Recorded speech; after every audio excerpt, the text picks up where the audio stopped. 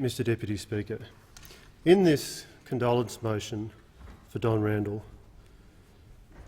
we have heard many speakers reflect on where they were when they heard the news about Don's sudden and untimely death. In my case, I had just finished a community meeting in Turramurra, and as we were leaving, a member of my staff, without saying me a word, handed me a smartphone with the news item that was running. And like everybody else who heard this news, I was shocked, and I found it difficult to believe that this large and vigorous personality, this man with such a zest for life, was suddenly no longer there. I was a parliamentary colleague of Don's for a little over 5 years, and he made an impression on me in a number of ways, as he made an impression on so many of us. He made an impression first because he was so clearly a knockabout bloke, a man with a broad life experience, not a silvertail, a man who demonstrated in every aspect of his life that ours is a party for all Australians, and that parliamentarians in the Liberal Party come from all walks of life. We've heard about Don's 20 years as a teacher, as a special needs teacher, and it's hard to imagine a more important and worthwhile contribution than that. But we've also heard about Don's many other life and work experiences. And softly be it said, Mr Deputy Speaker, but there's no shortage of former lawyers and corporate executives in the Parliament. But it's very important, it is very important that the Parliament reflect the full diversity of our community. And Don, I think, in his background, in the way that he conducted himself, in his vigorous use of the Australian vernacular and the rich and colourful language for which he was so well known, Don is somebody who demonstrated the diversity of our party and our aspiration to represent everybody in Australia. Don, of course, made an impression on me, as he has upon so many, through his remarkable effectiveness as a campaigner in not one but 2 seats, and as an advocate for his electorate and the people he represented. Of course, the numbers speak volumes. The first election he won in Canning, he won by a narrow margin, and as the years went on, the margin got stronger and stronger and stronger. And it's a reminder to all of us in this place of the importance of the work that we do as local representatives, and the fact that the individual efforts that we make, the meetings we attend, the doors that we knock on, the times that we spend standing on railway station platforms or in shopping centres, are noticed, and over time, if you work hard, you can build up some credit in the bank. And nobody has done that more effectively than Don Randall, and the numbers speak to that powerfully.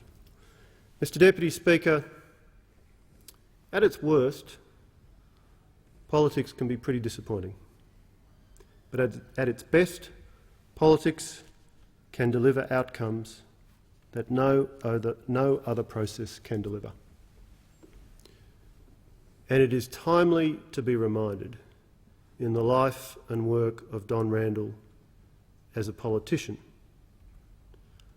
of the importance of representing your electorate, of the outcomes you can deliver for individuals, not always, perhaps not even on the majority of occasions, but from time to time, as a local member of Parliament, you can deliver an outcome for a constituent which makes their life better, and Don did that so many times.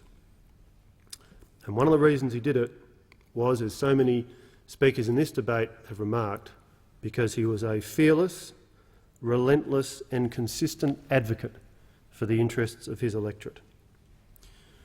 In March last year, I visited his electorate for a series of meetings that Don had organised in relation to the question of whether there were any locations in his electorate that were suitable for the provision of new mobile phone base stations under the Mobile Black Spots program. And Don very effectively arranged for a number of local leaders and local citizens to make the case for the needs of their communities. We were able to deliver one new base station on the Pinjarra-Williams Road, but Don made it clear to me that while he welcomed that, he thought we could have done better. Indeed, in a moment that I think was pure Don Randall, at the media conference where we announced the national outcomes of the Mobile Black Spots program, after a series of questions that were not tough questions, because the program had been well received, Don decided that he wasn't going to waste the opportunity. He stood up and asked the question why his electorate had only received one new base station. And I thought that was absolutely Don, not missing a chance to stand up for his electorate and make the case as to why the people he represented deserved outcomes, and his determination to do everything he could to deliver them the outcomes that he believed that they deserved. The final aspect of Don that I want to reflect on briefly is his character and his conduct as a wise and experienced, long-serving, very senior parliamentarian in this place. Don was generous to a fault with his counsel and his support to more recently arrived colleagues. And I recollect very fondly, just 3 or 4 months ago, a dinner at Italian Sons, I think it was, with the member for Swan, the member for Longman, the member for Wright, and of course the member for Canning, Don Randall. I was a late ring-in.